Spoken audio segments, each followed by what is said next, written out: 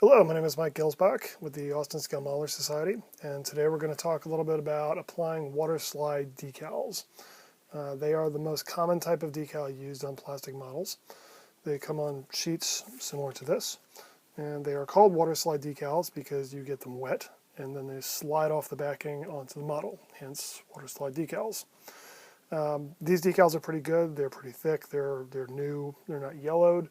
There are specific techniques for dealing with what I would call problem decals, like yellow decals are very thin or old decals. We're not going to get into that today. We're just going to talk about some more basic techniques about applying decals today. So those are the types of decals we're going to be putting on today. Before we put the decals on, we should talk about what needs to be done to the model before we put the decals on. It's really important that you put the decals onto a gloss surface.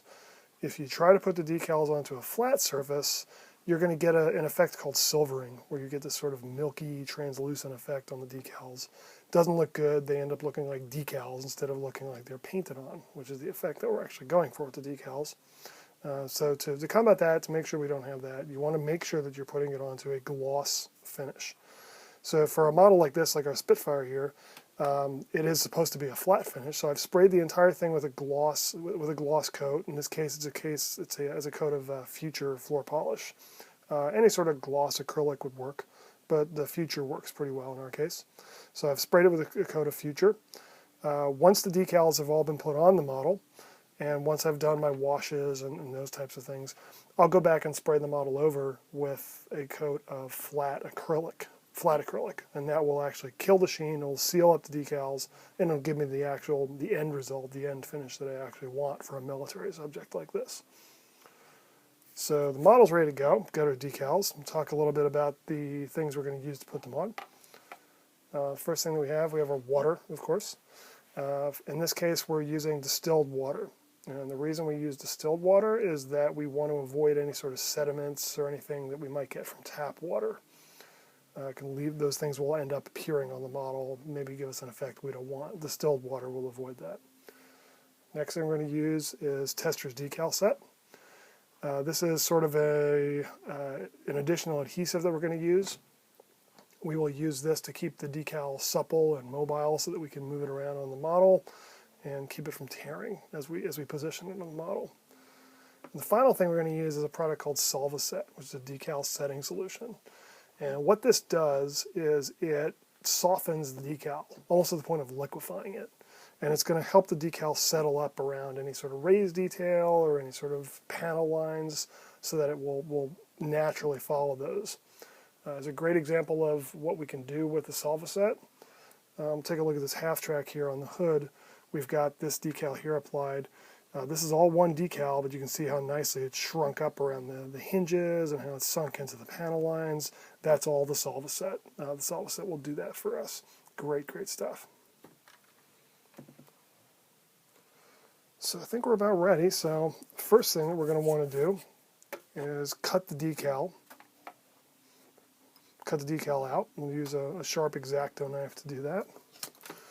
We'll just check our instructions about which one we need.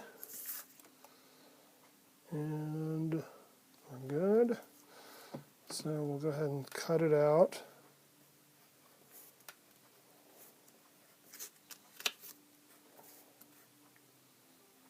Careful not to cut the actual decal, of course.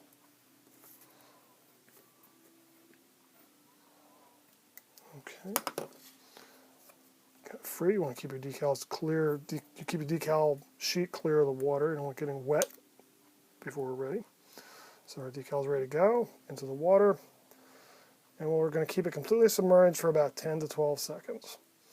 That's about what it would usually need for that. A bowl like this works great. You can just put it in there. It's large enough to accommodate a fairly large decal. It needs to be completely submerged. We'll get it on out of there and we'll let it sit there for a second. It takes about 20 to 30 seconds on average for the decal to totally lift up off the backing to the point where you can slide it around. And that's what we're going for. We want it to be able to move freely so that we don't tear it. So while we're waiting for that, we're going to go ahead and we're going to put the decal set onto the model, just a standard paintbrush. We're going to brush decent amount of it onto the model on and around the location where we want to apply the decal. You can be pretty liberal with this. It's not going to leave any sort of residue. It's not going to hurt the model. You won't see it. We actually, more of this is really better. We want to make sure we keep that decal nice and mobile, give us as much working time as possible. Let's check on this, see how we're doing. It's drying out a little bit, so let's go ahead and put a little more water onto it.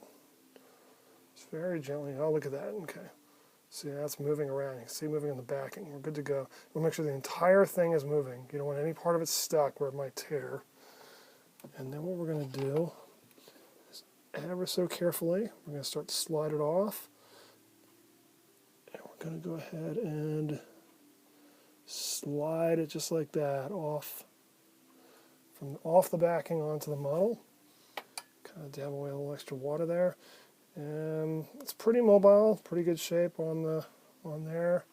Check the instructions, see about where it needs to be. It's pretty good. I'm going to hit it with a little bit more decal set. Say just you want to keep it mobile, keep it supple, make sure it's not going to rip. You can position it where you want it.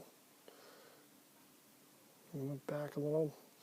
And that's pretty good. It's about where you want it. You want to make sure you don't have any bubbles in there, any air pockets. You want to get rid of those. If you find them, what you want to do is just gently push them off to the edge. Get them out of there. Okay, we'll kind of get that set up just a little bit. Okay, and then our final step will be the solva set. We're going to let that set up just a second. You want to be careful with the solva set now. When we put the solva set on, we don't want to move the decal. Once you put the solva set on, you don't want to try to move the decal. It does soften the decal to the point that if you try to move it after you put it on, it's like goo. You'll wreck the decal if you try to move it after applying the solva set. So it's very important that we have the decal in position. One thing we also find, it's got its own applicator brush, so it makes it easy to put on. Let's go ahead and brush a bit of that on there, and this is going to make it settle into those panel lines very nicely. Once this totally dries, it'll look like it's just painted right on there. Get around the edges and put a decent amount on. Once again, this stuff, similar to the decal set, it's not going to really hurt your paint, won't hurt your finish, particularly since we coated it with a coat of gloss. We're going to leave it. You can already start to see what it's doing there. It's already starting to sort of cause the decal to shrivel up a little bit. That's okay. That's exactly what it's supposed to do. Don't freak out about that. It'll look pretty scary the first time you do it. Trust me, it's okay. Give it a couple of hours, and it will have settled down very nicely onto the surface of your model. But you do want to leave it. Do not try to move it. We'll leave it set just like that, and within a couple hours, that's going to look gorgeous, and it will have settled down into the panel lines. Kind of similar to what this one here has done. It's sort of settled in. You can see some of the panel details there. So that is applying Waterslide decals in a nutshell. Hope you find this helpful. Thanks.